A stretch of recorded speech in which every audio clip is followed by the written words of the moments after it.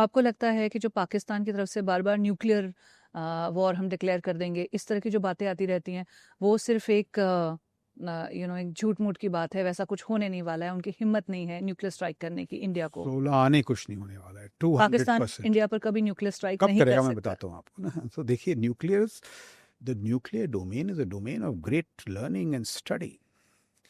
सो nuclear weapons आप कब इस्तेमाल करते हैं? When it is an existential threat, जब आपका अस्तित्व खतरे में हो। तो मान ली उनके कोई बड़े शहर चले जाएं, या they are on the verge of collapse, उसके पहले, जिसे कहते हैं ना, दिस इज कैलिब्रेटेड इरेशनैलिटी। जान पूछ के ऐसे इरेशनल करो, और जो वाइडर पब्लिक ओपिनियन है, स्पेशली इन डेमोक्रेसीज, वो कहेंगे सर न्यूक्लियर वेपन इस्तेमाल हो जाएगा। मैंने बताया, Sahabzada Yakub Khan, the foreign minister, once told mister Gujral कि अगर आपने लड़ाई की शुरुआत की तो हम कर देंगे। बालाकोट में हुए न्यूक्लियर वेपन इस्तेमाल, उड़ी में हुए। साहबजादा यकूब खान कैड, एक उनके यूएस के सेक्रेटरी ऑफ स्टेट थे, रॉबर्ट गेट्स, जो बाद में उनके डिफेंस सेक्रेटरी बने, वो ये मैसेज लेके आए थे पाकिस्तान की तरफ से। तो इन्होंने ये न्यूक्लियर झमेले पहले भी खेले हैं। मेरे को याद आता है, न्यूक्लियर वो करेंगे भाई अगर उनका अस्तित्व खतरे में हो। हम वो तो नहीं करने वाले हैं। There are lot of options far short of the nuclear threshold. अब देखिए, responsible countries don't talk of it. आमतौर पे हमारे टेलीविजन डिबेट्स इसके बारे में नहीं होते हैं। They are not to be spoken, but they have to be responded to because they flash these nuclear bogies, school boy bluff, जो बचकानी हरकतें हैं ये न्यूक्लियर ऐसे दिमाग से। Nuclear is a very important, और उनके जो जो उनके दानिशमंद हैं, जो विवेकपूर्ण लोग हैं, वो समझते हैं कि न्यूक्लियर ऐसे थोड़ी ना, जिफी you fire off nuclear weapons. So we this is, अब ये जो है हमारे जो मिलिट्री ऑप्शंस हैं, उसकी वो जटिल होंगे। They will be sophisticated, nuanced. You have to keep it below the thresholds. There are many thresholds. We should identify the threshold. They should not flash their thresholds. We know what the threshold is, and that is operational art to keep it below the nuclear threshold. There are a number of options. But I go back to the first point, शोभा, शुरुआत किसने की? हमने तो की नहीं, आपने की, और लगातार बार बार। और if a state cannot defend its citizens, और देखिए, that is what Prime Minister Modi and both Mr. Rajnath Singh have said कि भाई उनको मारेंगे जो सामने थे और जो पर्दे के पीछे। When the Prime Minister said that we will chase them to distant corners of the earth, do they understand what is coming? He said कि ये ऐसी चीज होगी जिसकी इन्होंने कल्पना नहीं की हो। This means calibrated kinetics, और they have asked for it. हमने तो किया नहीं। पिछली बार जब हमने इनको मैसेज दिया था, we hit बालाकोट, जो बड़ा अलग था, शहरों से दूर। we didn't do that कि साहब अब तो समझ जाओ। उड़ी जब किया था, it was in very close proximity. So now something big will have to be done. Yeah, I cannot think of any other option. If you don't do it, he will hit again. मतलब silence is not an option. Peacekeeping is not an option for India right now. On such a grave provocation, No. it will be irresponsible not to act. What are states for if you cannot protect your citizenry? So they have been so foolish, so foolish. Sir, one is the India-Pakistan angle to this whole terrorism attack, कि India Pakistan के previously रिश्ते कैसे रहे हैं और किस तरह से बार बार ऐसे अटैक्स होते रहे, और इंडिया ने भी स्ट्राइक बैक किया। एक जियोपॉलिटिकल एंगल भी है इन अटैक्स को देखने का। अब इंडिया और पाकिस्तान अगर वॉर पर जाते हैं तो कौन सी कंट्रीज इंडिया को सपोर्ट करेंगी, कौन पाकिस्तान को सपोर्ट करेगा, ग्लोबली कैसे प्ले आउट होगा ये वॉर? तो देखिए, जैसे मैंने कहा, अभी तक जो इंडिकेशंस हैं, everybody has universally condemned it, everybody. अब वो बात क्या होगी, इन लोग कहेंगे साहब लीगल डॉसियर क्या है, what is the proof? Exactly. Proof भी मिल जाएगा। अभी इलेक्ट्रॉनिक इंटरसेप्ट्स वगैरह ये हैं, प्रूफ की कोई प्रॉब्लम नहीं है। फिर पाकिस्तान वो प्रूफ एक्सेप्ट नहीं करता। Look at the two mindsets. Attack हुआ, nobody is denying it. We are saying it's Pakistan because of your history. You know it. LET, JEM. I mean, does one have to say क्या है वो, हफीज सईद मीर, कितनी बार आप, मैं तो बता दूं इनका पूरा वो क्या है, वहाँ से कौन से लॉन्च पैड्स हैं, क्या ट्रेनिंग कैंप्स हैं, हमने तो अपनी आंखों से देखा है। Infiltration attempts, it is a whole framework which has been created to do this. But ultimately it's a function of power. And I'm not saying that we should go on a military rampage, but आप देखिए, जब USA ने general Sulemani को निकाला या जब अल जवारी को निकाला, तो क्या उन्होंने लीगल डॉजियर दिया था? इफ वी आर कन्विंस्ड हमें निकालना चाहिए। अच्छा, व्हाट आप किस आर्ग्यूमेंट से उनके साथ जूझेंगे? वो तो कह रहे हैं साहब flag staff false flag operation है। अब ऐसी बदतमीजी से कोई बात हो सकती है? You can only speak to reasonable people. False flag operation है। अगर आपने ये डायलॉग वो लोग शुरू किया, ये 6 साल 5 साल ऐसे कर देंगे। निकल जाएंगे। बिल्कुल। सो यू एंड जो बाकी जैसे मैंने कहा, the world is also watching, the neighbourhood is watching, it is a function of power. लेकिन सर हमने ये भी देखा है कि जब वॉर होती है, world is watching, world always watches. हमने अभी 2 बड़ी बड़ी वॉर्स हम देख रहे हैं, खत्म भी नहीं हो रही है, जो सालों से चल रही हैं। कोई एक बहुत स्ट्रॉन्ग स्टैंड लेता हुआ नहीं नजर आ रहा है कोई नेशन किसी के साथ, क्योंकि it's your war, you have to fight it. वैसी हमें सिचुएशन नजर आ रही है। तो अगर इंडिया पाकिस्तान भी वॉर पर जाते हैं, चाहे हम पैलेस्टीन वॉर की बात करें, इसराइल पैलेस्टीन की बात करें, यूक्रेन रशिया की बात करें, एक बहुत स्ट्रॉन्ग स्टैंड कोई भी नहीं ले रहा है country, including India, for any of the nations, right?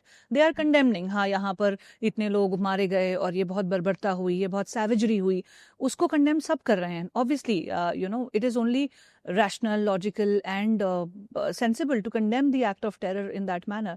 लेकिन उसके अलावा इस वॉर के बीच में से किसी कंट्री को सपोर्ट करना, क्योंकि जब हम वॉरफेयर की बात कर रहे हैं और हम इंडिया और पाकिस्तान के कॉन्टेक्स्ट में बात करें, तो बहुत सारे फ्रंट्स पर वॉर होती है।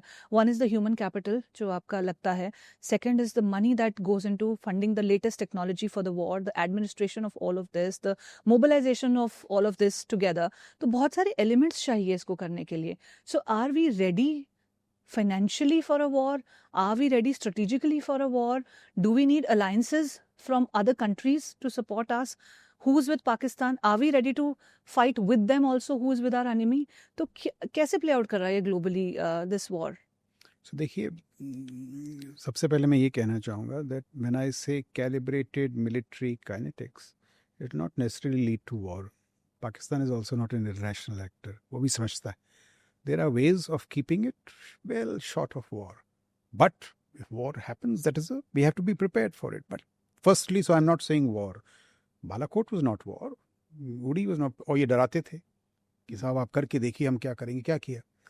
So, I mean, that's a separate matter. But the larger issue, what you're saying, see, this is a change in geopolitics. We have to change, observe it. 1990 में बिल क्लिंटन साहब ने कहा था कि साहब it is the economy stupid. मतलब बड़े मसले हो सकते हैं, economics, diplomacy, trade, war fighting, but ultimately what matters is economics, which appear true for a while. आज अगर आप मुझसे पूछें, I say it's national security stupid. That is something beyond us. That is the way geopolitics has swivelled. China का sir, अभी जो America ने एक तरह से टैरिफ वॉर डिक्लेयर किया, वहाँ पे चाइना का एक बहुत अलग स्टांस नज़र आ रहा है. Nobody expected China to retaliate the way they did, and now it seems that they are not the country that used to follow a certain principles. जैसा आप कह रहे हैं कि अगर हमने डेटरेंट में इन्वेस्ट किया और डेटरेंस दिखाई तो चाइना विल बैक ऑफ. लेकिन चाइना, मैं सोचूं चाइना तो छोड़िए, पाकिस्तान जैसा कंट्री भी अगर हम कुछ बोल रहे हैं, तो जैसे हमने अभी इंडस वाटर ट्रीटी के लिए बात की, शिमला अग्रीमेंट की जब बात हुई, Pakistan is coming back at least with words as of now, क्योंकि अभी तो वर्ड्स लेवल पे ही बात हो रही है, अभी तो उसके बियॉन्ड कुछ हुआ नहीं है, कोई हमारी तरफ से रिटेलिएशन या स्ट्राइक नहीं हुआ है. तो जो भी डिप्लोमेसी की बातें हो रही हैं, पॉलिटिकल बातें हो रही हैं, they are word level, they are also not backing off at the word level. So what is the guarantee that when the action comes in, these people will back off or they will take a lesson? I mean, are you saying that is that the chance that we should take, or we don't have any other option, we are cornered? No, we are not cornered. The fact is that अभी तो सब बातचीत कर रहे हैं ना. अभी आप देखिए कि वास्तविकता क्या है. If India strikes, what answer does Pakistan have? Does it realize our power? तो बातचीत तो कोई भी कर ले, क्योंकि अभी तक हमने कुछ किया नहीं है. And not that we want to strike. Baba, you are provoking us to strike. If I am in Islamabad and I sit at India, does it make any sense from their statecraft point of view? आपको क्या में, what are you trying to prove by knocking off 30 tourists in Pahalgam? लेकिन क्या How is it benefiting your statecraft? लेकिन sir, क्या पाकिस्तान के पास कोई ऐसा एक्सटर्नल सपोर्ट है चाइना से या कहीं और से, जिसकी वजह से उनका कॉन्फिडेंस इतना ज़्यादा है कि हम देख लेंगे? अगर उनके पास है तो हमारे पास भी है. We have got arms from Russia, we've got from France, we've got from USA. We have our own depth. They cannot match us in combat edge. कहीं ज़्यादा है उनसे. मैंने आपको कुछ आंकड़े दिए टैंक्स वगैरह के. It is far great. मैं आपसे क्वेश्चन सर इसलिए पूछ रही हूँ ताकि जो लोग इस पॉडकास्ट को सुन रहे हैं उनको क्लैरिटी मिलनी चाहिए कि इंडिया की पावर कहाँ लाई करती है. बिल्कुल. So our power lies in the following: the moral high, the restraint, the depth and width of our military, 4,000 tank, उसके पास 2,000 टैंक, हमारे पास करीब 350 जहाज हैं, उसके पास 70-80 जहाज हैं. Our ships, Navy presence is overwhelming. We have 2 aircraft carriers. He has none. None. And पास पे भी हमने उन्हें डिफीट किया था. फिर हिस्ट्री तो इज कौन आल्सो सी जंग फेवरिंग जीते अस. हैं आप बताइए मेरे को. नहीं जीते हैं. 65-71 में क्या हाल हुआ. दोनों में बुरा. Indira Gandhi said that we buried the two nation theory in the Bay of Bengal. This was it. तो भाई, my question to Pakistan is कि भाई, why don't you see sense? Simple. अच्छा, बीजिंग की आपने बात की. That also must be tackled. If I'm in Beijing today and I'm sitting in Beijing, मेरी जो प्रमुख प्रतिस्पर्धा है किसके साथ है? यूनाइटेड स्टेट्स, अमेरिका के साथ है. अच्छा, मैं क्या करना चाहता हूँ? Taiwan. You think it's going to be easy? You have to grapple with Japan, you have to grapple with South Korea, there is USA. तो भाई, मेरी भी तो चिंताएं हैं. एक ट्रेड वॉर शुरू हो गई है, बिल्कुल, they have stood up, but क्या उनके लिए they have to find new markets. What is happening to their economy? Their economy is in severe trouble. Look at their PLA. 100 generals have been sacked in the last 2 years for corruption, for lack of readiness, कि वो तैयार नहीं है Taiwan में. तो जब आप Beijing में बैठेंगे, आपको अपनी परेशानियां नजर आएंगी. अब जब आपकी इतनी परेशानियां हैं, do you want to take up one more country? Of late they have been out reaching to us. Who was after us कि साहब आप एक समझौता कर लीजिए LAC पे? चाइना. सो उनकी भी तो चुनौतियां हैं. तो अगर हमारी 5 हैं, पाकिस्तान की तो 100 हैं, चीन की भी 25 समस्याएं हैं. Now how do we leverage all this? Statecraft, diplomacy, there are no set answers, but we have to be agile. हमको चिंतन मंथन सब में तेज होना पड़ेगा, और कार्यवाही में ही.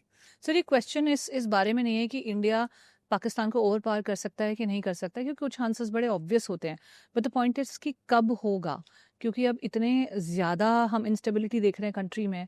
लोग जवाब मांग रहे हैं, और बहुत ही, जैसा हम डिस्कस करते आ रहे हैं, कि बहुत ही एक सैवेजरी हुई, बहुत ही अनफॉर्चुनेट जो ये पहलगाम टेरर अटैक हुआ, और बहुत ही यूनिक अटैक था इन मैनी वेज. सिविलियंस को चुन चुन कर मारना, धर्म जाति पूछ कर, जाति नहीं धर्म पूछ कर मारना, और बहुत बहुत कुछ इस अटैक में ऐसा हुआ जिस वजह से अब एक डिमांड है इस अप्रोड की. तो आप क्या कोई ऐसी टाइमलाइन देख रहे हो इसकी, या कब हम रिटेलिएट करने वाले हैं, कब हम जवाब देने वाले हैं? So let me see it like this, कि firstly there is across the political spectrum, पूरी जो हमारी राजनीतिक प्रणाली है, सबने सपोर्ट किया है. And everybody, the all party meeting से, भाई जो सरकार करेगी हम उनके साथ हैं. So there is political solidarity. सवाल वगैरह लोग पूछेंगे, that's a separate matter. But जहाँ तक उन्होंने कहा है, साहब आप जो उचित समझें आप करें. So there is political solidarity. Public opinion is for this. I give you this figure, 85%. I've seen it somewhere, to do something. So now we have to weigh this popular opinion, political endorsement, जो हमको सबसे राजनीति में सबका जो हमको साथ मिला है, to see how it will play out strategic military. Now that is for people in the business to see. It could be tomorrow, it could be a week later, it could be a month later. That will be a function of many issues. But and let me also say, though I'm a big advocate of calibrated military kinetics, अगर आप अभी ना करना चाहें, मत करें. It's no कोई अनिवार्य तो है नहीं. But I'm saying that the strategic rationale and the popular support, जो सामरिक ड्राइवर्स हैं, जो सामरिक पहलू हैं, और जो पॉपुलर सपोर्ट है, जो जनता का जो आपको सपोर्ट प्राप्त है, they're both tell you that you must do it. But ultimately the military only offers options. We are in a country where we submit to political control.